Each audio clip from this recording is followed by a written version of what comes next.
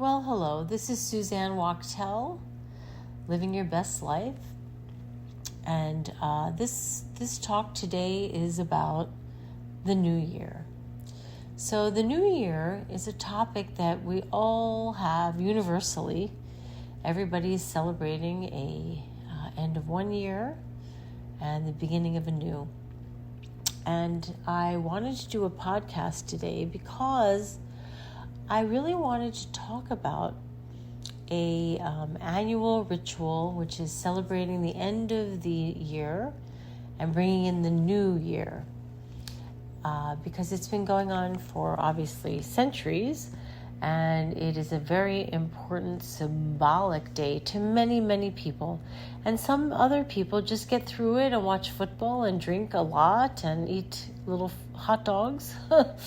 But I wanted to really make an impression today about how bringing in the new year, especially this year, after the year that we've had, the few years that we've had that have been so challenging and difficult, this is the end of 2024. And I would say that the end of the year is really a time to reflect, to think about all of the things that happened in the past year at least. All of the things that you wanted to do, that perhaps you did get to do, and some of the things that you had on your list to do, and for various reasons you did not get a chance to do. And just to reflect back on everything that has gone on with yourself, your family, perhaps personal growth, perhaps family, perhaps relationships, perhaps accomplishments, things that just, in life we deal with every day. And so the end of a year is the end of many, many moments, the end of many days, the end of just a completion of a cycle of the sun spiraling around the moon. And many people look at it, and I look at it actually, as a time in our life to reflect and look back and to start over and begin again. So on the 31st, when it becomes New Year's Eve and the whole world is counting down, waiting to celebrate the moments and bring in and cheer in with joyfulness and happiness, usually posted all over the TV screens, and bring in a new year. But what does that actually mean? 2025. Oh my goodness, what a mark in time. 2025 is a time, to start over and begin again. Every new year is a time to start over, begin again with hope and joy and wanderlust, to see on our list, what is it this year that we want to do, that we want to have on our list of, like they call it a bucket list, a list of the things you would love to accomplish. And you know what? Life goes so quickly. So at the beginning of a year, it's a great opportunity to think about the things that perhaps you want to give up from last year. Perhaps smoking, eating poorly, not exercising, toxic relationships, whatever it is. Beginning again, it's like an Etch-a-Sketch, It's like erasing the screen, and you get to start over and make yourself a list, a wish list. I highly recommend that vision board that I talked about in a previous podcast. Sitting with friends. I typically do mine either New Year's Eve or New Year's Day. I get my frame, I have my magazines and my glue sticks and scissors, and I try to really quietly meditate and think about, what do I want for this new coming year, 2025? What are my dreams? What are my hopes? What are my visions?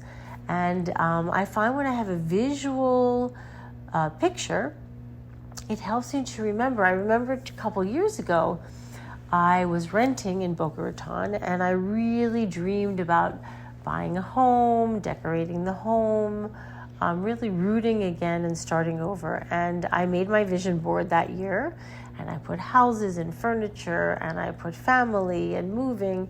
And sure enough, they do say with the law of attraction, the secret is to visualize what you want, document it, and sure enough, you will attract it. Well, whether it's hocus pocus or not, I will say I did make that vision board, and it came to fruition.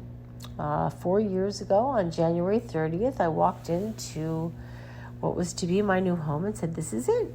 I loved it. I decided. It fit into my budget perfectly, and I bought it. So dreams do come true, and I feel like the beginning of a new year is always a chance to start over, begin again with hope and dreams. People that have gained weight always or typically decide to start a diet, join a gym, book a trip, call a friend you haven't spoken to in many years or in a long time, or reach out to somebody that you really haven't taken the time to put into, and take opportunities to really make your life better. And, we're only here, all of us, for a short time. Everything is temporary. But I do believe that the end of a year, it is a wonderful time to really sit down quietly and reflect about what did you want for 2024? What did you accomplish? What didn't you accomplish? And that's okay. There's no judgment. But with all of the stress and trauma that most of us have gone through this year, and the world being in such chaos, what do you want to achieve for 2025? I know that for me personally, I want to achieve peace.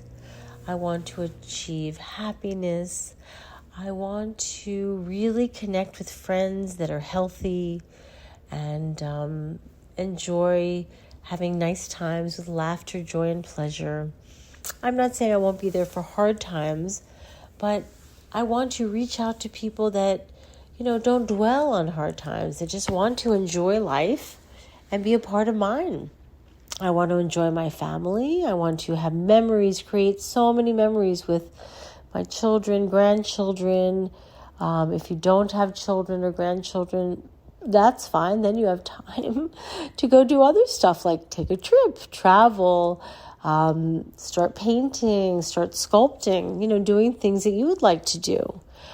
This year I started a podcast series. I just wanted to get my word out there. And instead of thinking about it for the past 4 years, I decided, you know what? I think it's time to hell yes, I am going to figure out. I'm very technologically delayed, very bad. But I did find my daughter's friend, Andrea, who was really interested in helping me take my platform forward, redo my website, get my podcasts online. And I said, hell yes, let's do it. So 2025 really needs to be a year of hope and going forward and doing the things that you really want to do, and not waiting and enjoying every moment. So happy New Year, and wishing you the best. Take care.